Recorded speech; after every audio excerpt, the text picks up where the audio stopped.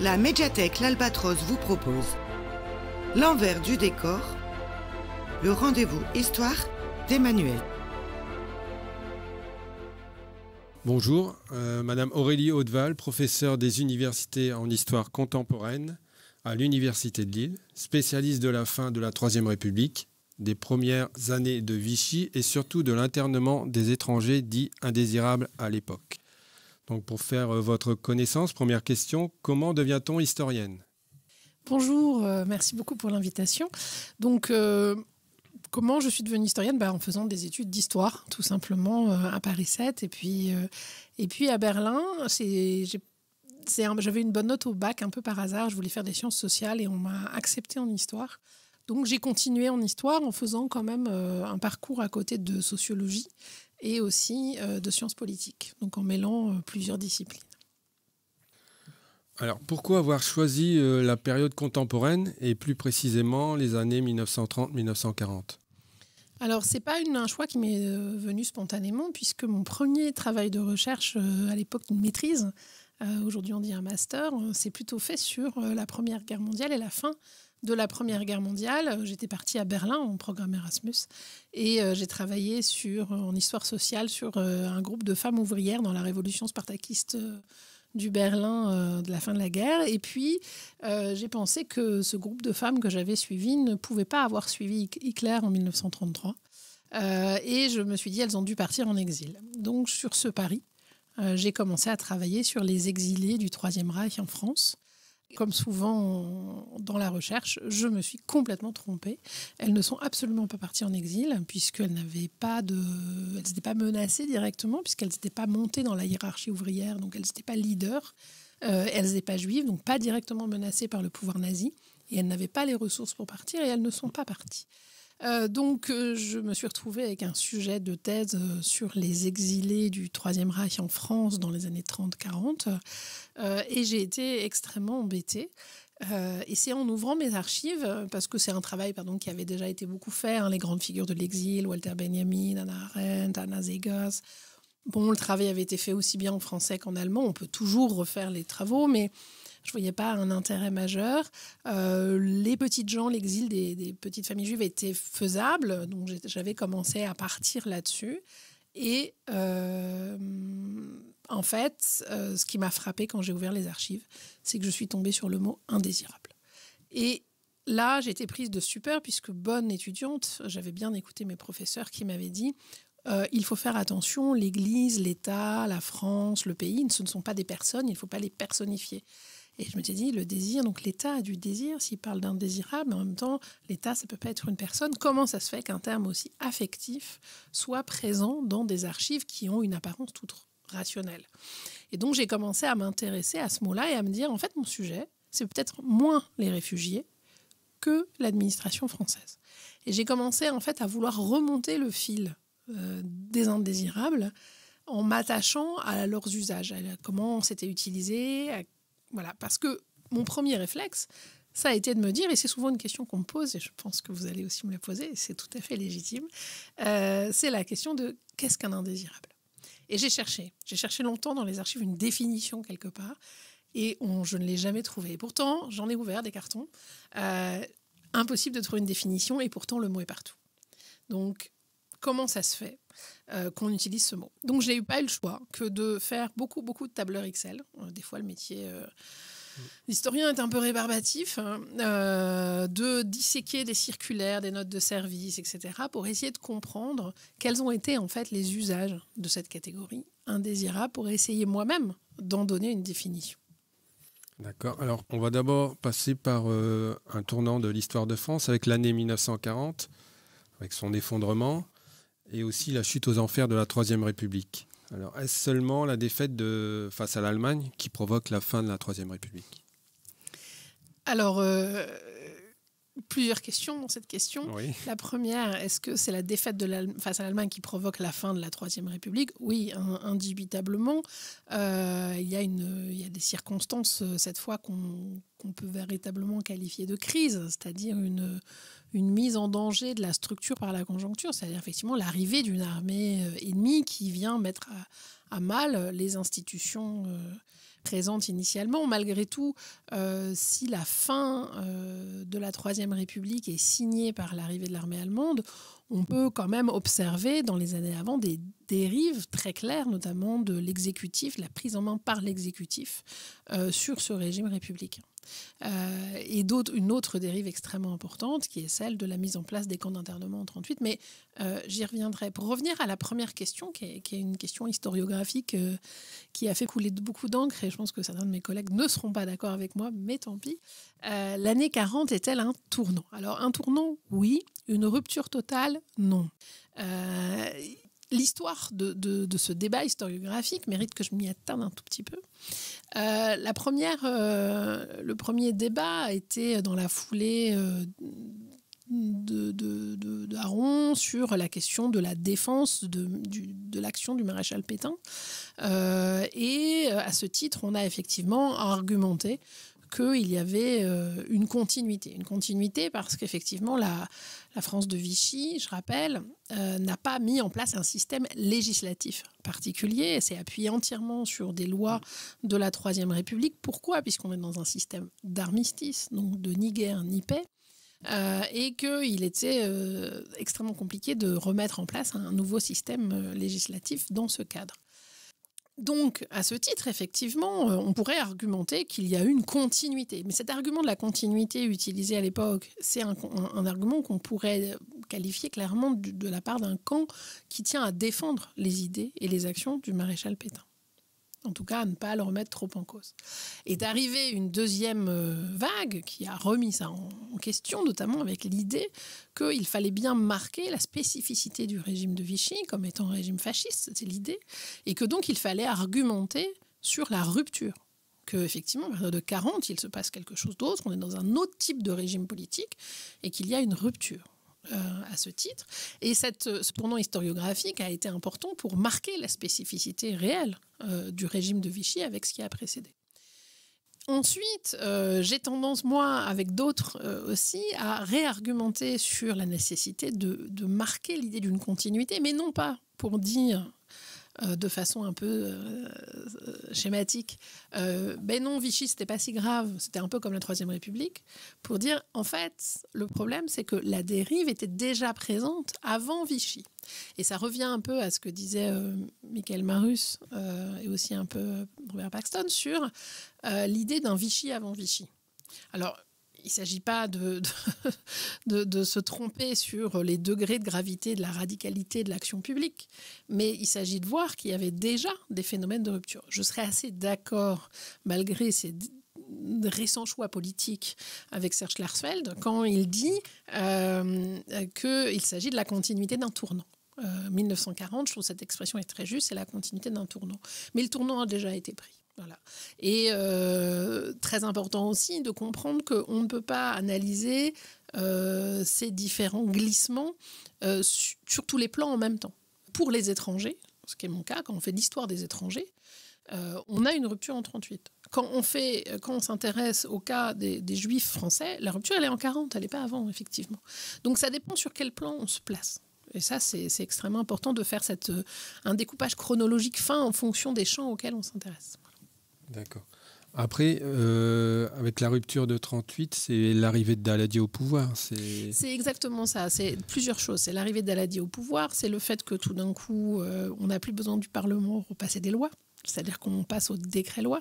Oui, d'accord. Donc là, on peut faire passer sa loi sans qu'il y ait une majorité à l'Assemblée. Exactement. D'accord. Et surtout, chose qui va avec, et ça c'est central, c'est la mise en place du système d'internement pour les étrangers à partir de novembre 1938. D'accord. Ensuite, on a souvent l'idée qu'en 1938, l'Assemblée, c'est encore celle du Front populaire. Mais avec ces décrets-lois, elle n'a plus son mot à dire. C'est plus l'Assemblée du Front populaire. Il y a eu des élections. On n'est plus du tout sous la même Assemblée, l'Assemblée nationale. De toute façon... Il y a certaines personnes souvent qui disent que l'Assemblée qui était présente, enfin, constituée le 10 juillet 40, c'est celle qui était en... Non, c'est pas vrai. D'abord, c'est pas vrai. C'est pour remettre un peu les choses en place, parce qu'on entend souvent ça ces derniers temps, en fait. Non, c'est pas du tout vrai.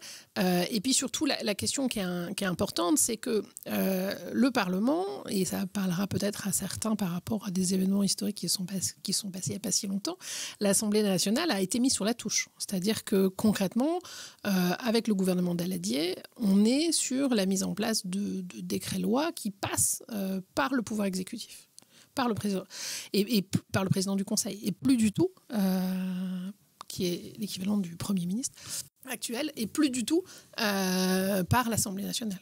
D'ailleurs, et je vais revenir parce que c'est extrêmement important et on le sous-estime beaucoup, cette notion de camp d'internement d'étrangers, elle est à ce point grave qu'elle est en totale contradiction avec les principes mêmes selon lesquels une personne peut se faire enfermer. Normalement, on se fait enfermer, on se fait priver de liberté parce qu'on a commis un délit ou un crime. On peut faire de la préventive, mais c'est toujours en lien avec un processus judiciaire. Or là, on se retrouve avec ce qu'on appelle une mesure de police. C'est-à-dire que sur simple décision du préfet, quelqu'un peut se voir privé de liberté, et non pas en raison d'un acte qu'il aurait commis, mais en raison d'une identité qu'on lui a assignée, qui est celle de l'indésirable. Donc en fait, on se retrouve avec des personnes qui se voient... Alors, en fait, la loi d'internement, elle ne commence pas le 12 novembre 1938, elle commence un petit peu avant, puisqu'on a la loi du 2 mai 1938 qui met en place un système d'assignation à résidence, qui ne sera pas vraiment mis en place parce qu'il est très compliqué à mettre en place. C'est des moyens énormes pour assigner à résidence. Oui, pour assigner les gens. Voilà. Et contrairement à ce qui est dit, non, les camps d'internement n'ont pas été mis en place pour les Espagnols qui fuient la guerre civile. Il s'agit, et je l'ai dit dans un article, d'une lente décision de politique publique qui se met en place parce qu'on a essayé de se débarrasser à tout prix des populations marquées comme indésirables, d'abord par l'expulsion, puis on n'y arrive pas, mais j'y reviendrai. Et donc, la mise en place de l'internement est vue alors comme une solution nécessaire. Elle est argumentée comme ça pour pallier une expulsion impossible. J'y reviendrai. D'accord.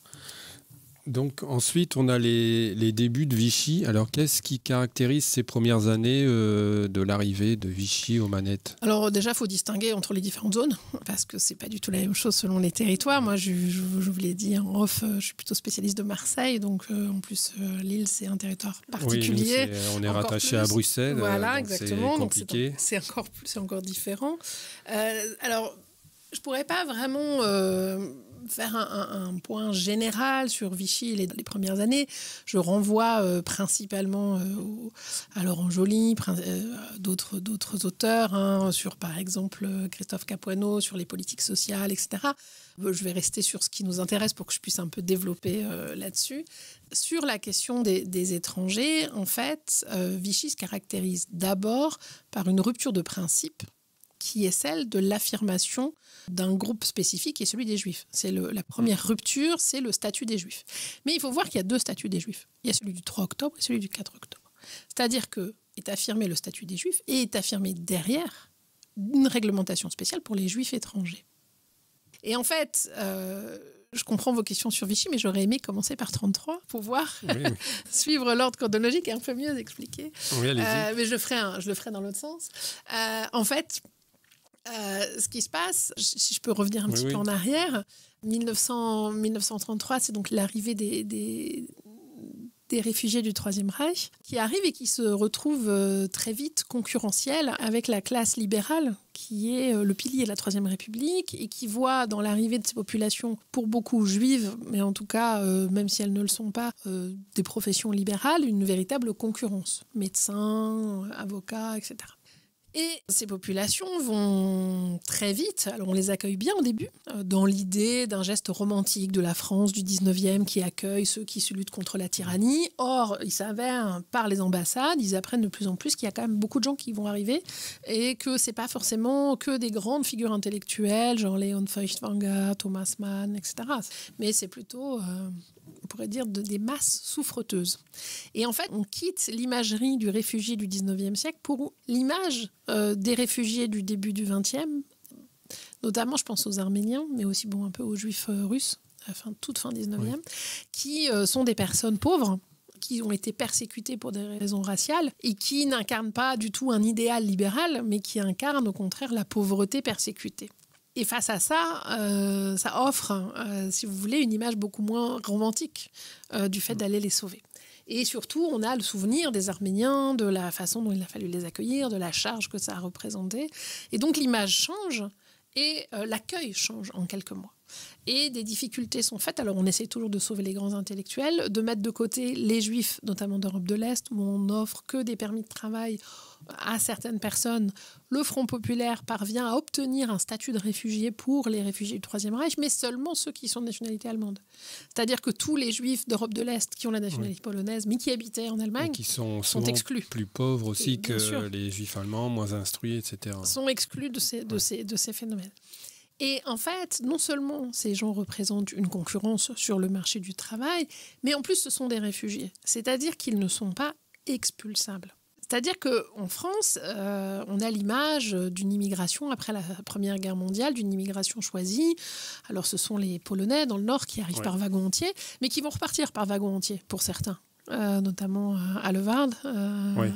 Et ce n'est pas les seuls. D'autres étrangers vont être expulsés. Et l'expulsion est une pratique de l'État qui lui permet de se débarrasser des indésirables, c'est-à-dire des personnes dont il ne veut pas. Or, on n'expulse pas des réfugiés, puisque personne ne veut les récupérer. Les États-Unis ont un quota Act, ils reçoivent pratiquement pas d'immigrants. L'Allemagne nazie ne veut absolument pas récupérer les Juifs, on n'en est pas du tout là, elle cherche au contraire à s'en débarrasser à tout prix. Donc, ils n'ont plus nulle part où aller.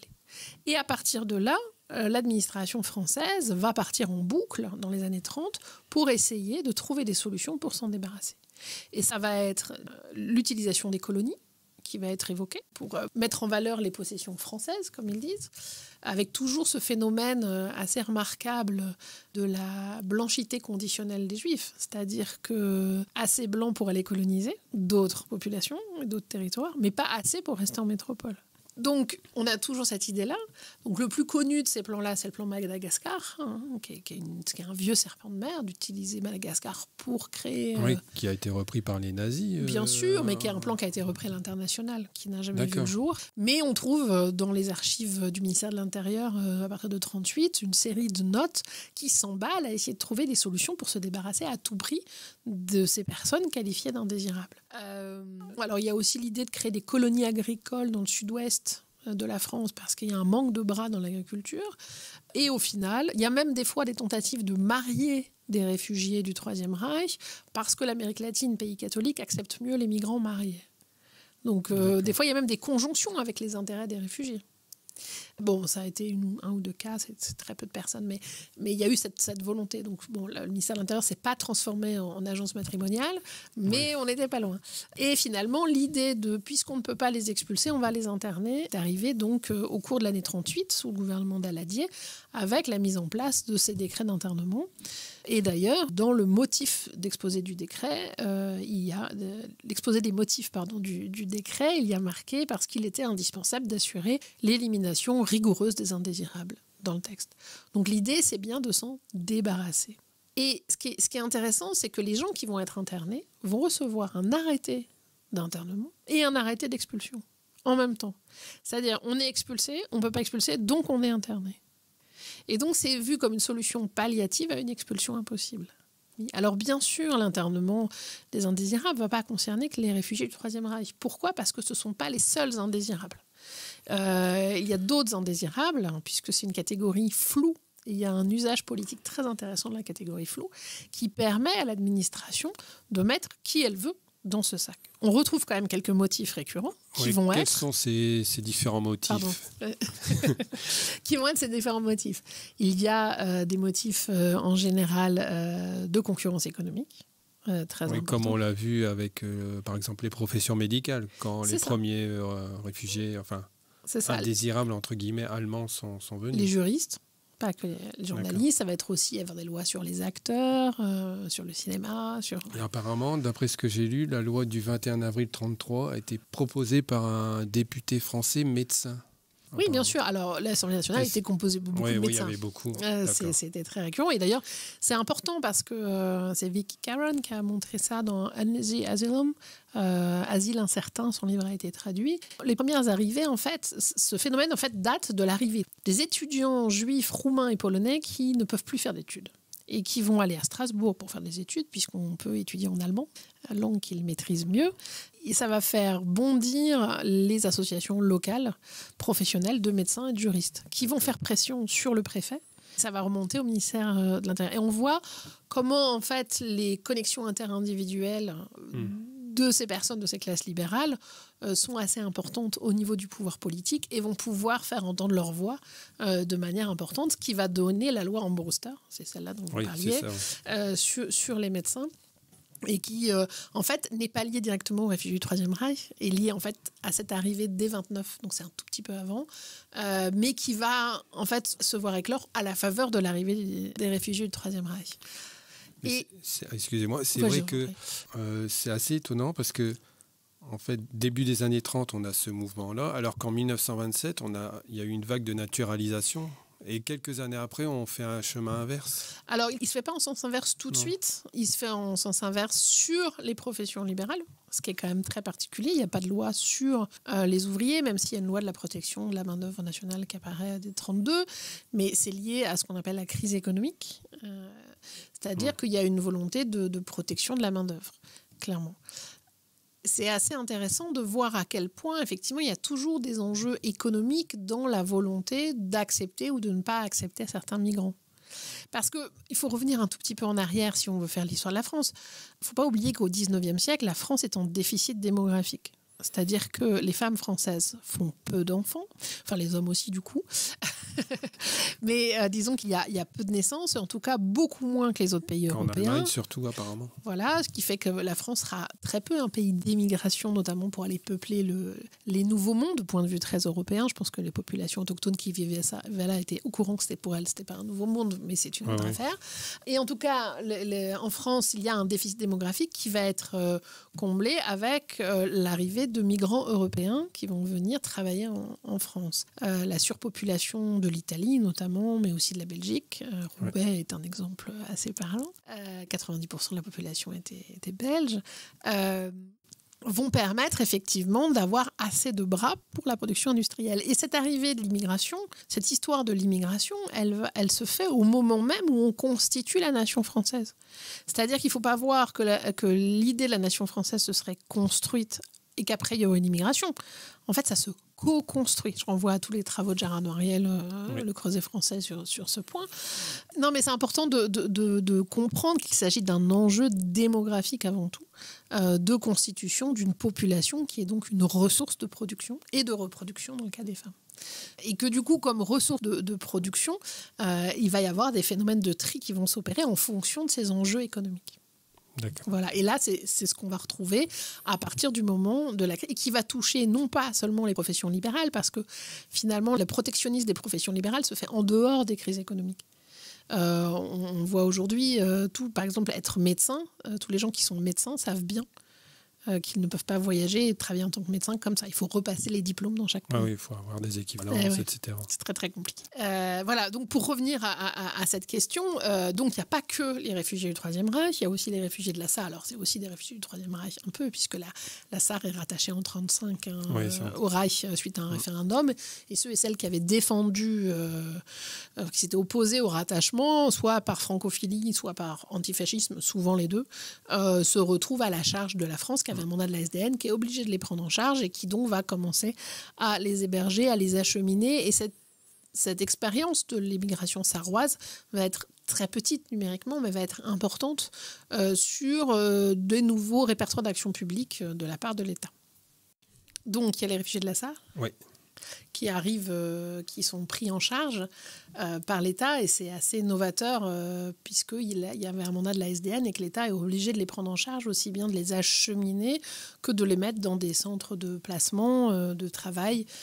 Par exemple, j'ai suivi un groupe de Sarrois dans les Basses-Alpes qui travaillaient dans la forêt. Voilà. Mais du coup, avec un placement à la fois sur l'hébergement, sur le travail, donc quelque chose de très contraint. À la fois une aide, mais en même temps une grosse contrainte. Très orienté. Très orienté. Donc vous voyez comment on a cette idée de l'indésirabilité qui se met en place. On voit le mot de plus en plus surgir dans les archives de manière massive, de manière récurrente, sans que jamais il ne soit interrogé. Et la fonction de cette catégorie affective, parce que c'est une catégorie affective, c'est de transmettre en fait une charge affective, une évidence, qui fait que ça vient créer un effet de mobilisation à l'intérieur de l'administration qui va, avec ou sans, et des fois sans réglementation, avoir des actions visant à se débarrasser de ces personnes, alors même qu'il n'y a pas forcément de réglementation alentour.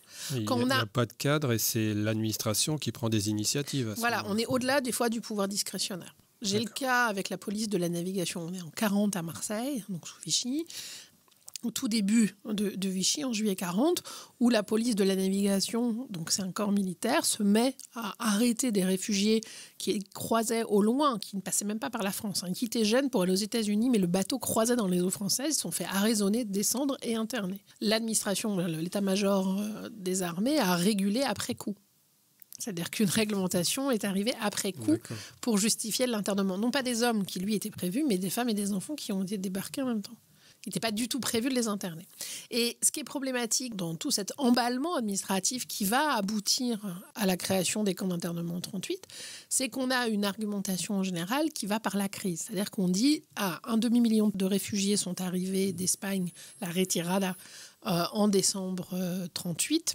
Et du coup, on a créé les camps d'internement. Sauf qu'il y a un problème chronologique puisque la réglementation date de novembre 1938. À partir du moment où on a une réglementation en novembre 1938, elle a forcément été pensée avant la retirada. Donc, en fait, les Espagnols étaient déjà, les premiers, il y a eu des réfugiés qui sont arrivés avant, étaient déjà considérés aussi comme indésirables. Ils ont été associés à cette indésirabilité. Mais disons que ce n'est pas eux qui ont été moteurs dans la mise en place et cet emballement contre les indésirables. Ce qui va se passer avec l'arrivée des réfugiés espagnols, c'est qu'on va avoir des nouveaux motifs d'indésirabilité qui vont s'associer, notamment le risque sanitaire pour les femmes. Certaines seront passées au détergent, mise nue est passée au détergent, sous dans la grippe espagnole, je pense. Et les hommes vont être considérés comme un risque militaire. Et donc les Espagnols vont bénéficier, entre guillemets, des mesures d'internement et les premiers camps vont de fait être ouverts pour eux. Ça veut dire que l'arrivée des réfugiés espagnols de la retirada va avoir une influence sur la manière dont les camps vont être mis en place, clairement. Mais l'idée du dispositif et de la rupture de principe qui est posée avec la mise en place de ces camps, elle date d'avant. Donc c'est ça qui est important à démêler et surtout de faire attention en tant qu'historien à ne pas se laisser prendre au mot par les affects des acteurs de l'époque qui se vivaient en crise. Alors, la crise, il faut quand même revenir sur cette notion de crise parce que les acteurs de l'époque aient argumenté avec la crise pour justifier de leurs actions, très bien, on peut le noter. Mais que nous-mêmes, on reprenne cet argument de la crise pour poser une analyse historique, pose beaucoup plus de questions. Une crise, c'est quoi ? Une crise, c'est la mise en danger de la structure par la conjoncture. Or, l'arrivée de 40 000 réfugiés du Troisième Reich ne peut pas mettre en danger la Troisième République. Pourtant, ça a été argumenté comme tel, avec des phénomènes complètement fous. Par exemple, la loi prévoyait la naturalisation automatique par mariage des femmes qui épousaient des Français. Les Allemandes qui ont épousé des Français n'ont plus été naturalisées de façon automatique. Une loi, pareil, dans le décret du 12 novembre, c'est là où je ne sais plus laquelle c'est, j'ai un doute terrible. Bref, de 38, une loi de 38, remet en doute la naturalisation automatique et tout mariage d'une Allemande doit passer par le Conseil d'État. C'est-à-dire que pour une petite centaine de mariages, il y a une machine à gaz qui remonte jusqu'au Conseil d'État pour statuer avec des dossiers énormes dans les archives sur ces naturalisations. Donc en fait, ces populations sont scrutées extrêmement attentivement et vues comme représentant tous les dangers. Mais si la mise en place de ces camps s'est faite, c'est pas à cause de la crise de l'arrivée de la retirada. Alors, on peut argumenter qu'un demi-million de personnes, ça fait quand même beaucoup, certes, qu'au niveau régional, ça a pu déstabiliser, mais ça ne peut pas déstabiliser tout un pays. Par contre, l'arrivée de l'armée allemande, là, oui, crise. Là, effectivement, concrètement, les institutions sont mises en danger. Le pays, en tant que construction sociale, institutionnelle, matérielle, est concrètement mis en danger. Donc c'est là où j'appelle à un peu de prudence sur les analyses au nom de la crise, Ça ne veut pas dire qu'il n'y a pas eu de problème pour les contemporains. Il ne s'agit pas de minimiser ce qu'ont pu vivre les gens, mais il s'agit d'aller sur des facteurs d'explication qui ne vont pas simplement sur la conjoncture, mais qui privilégient un temps un petit peu plus long d'analyse. Voilà.